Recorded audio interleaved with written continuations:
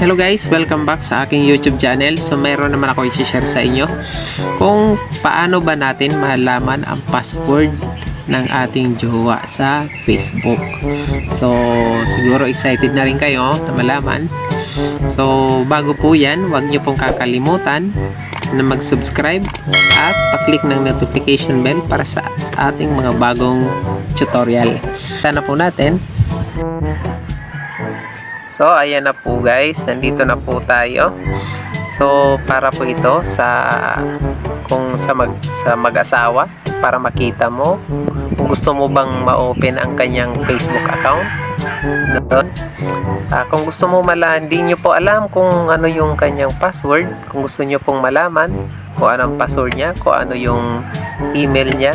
So, dito nyo po makikita step by step. So, umpisa na po tayo. So unang-una po, pupunta po tayo dito sa Google Chrome. So click lang po natin itong Google Chrome. Ayan. Ayan. So kung nakikita nyo po yan sa Google Chrome, kung nakikita nyo po itong tatlong dot sa taas, i-click po natin yan. Ayan. At makikita po natin kung nagloloko ang ating mga asawa, ang ating jowa sa atin. Sunod, click po natin itong settings. Yan.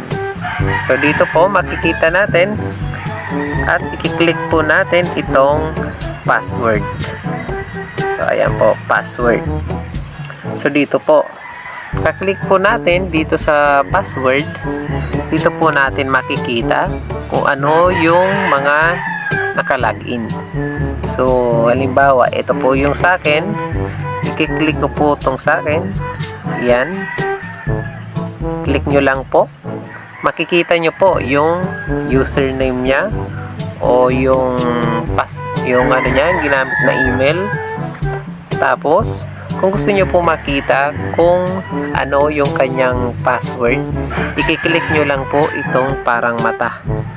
Ayan. So, sa akin po, no need na po na i-click ko yan.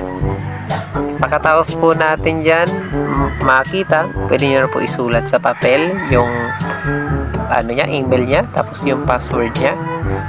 Tapos, i-done mo na lang po. Tsaka, balik na po tayo. Ayan. Balik na tayo. Tapos, yan. Tapos, lalagaut na po tayo sa ating Facebook account. Tapos, dun po natin i-open yung kanyang Facebook. Doon po natin ilalagay yung email niya. Tapos, ilalagay po natin yung password na nakita natin doon. Ayun. So, ito po, hindi po ito para sa mga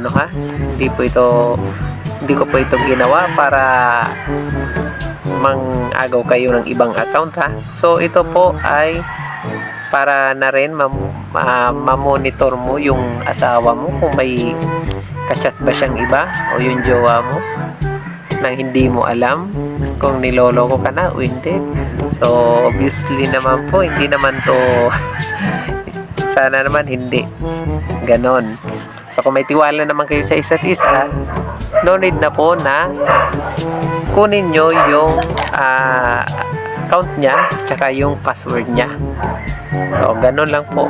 So sana nakatulong. So hanggang dito na lang po. Huwag nyo na rin po kakalimutan na i-click ang ating subscribe at notification bell para sa mga bago nating tutorial.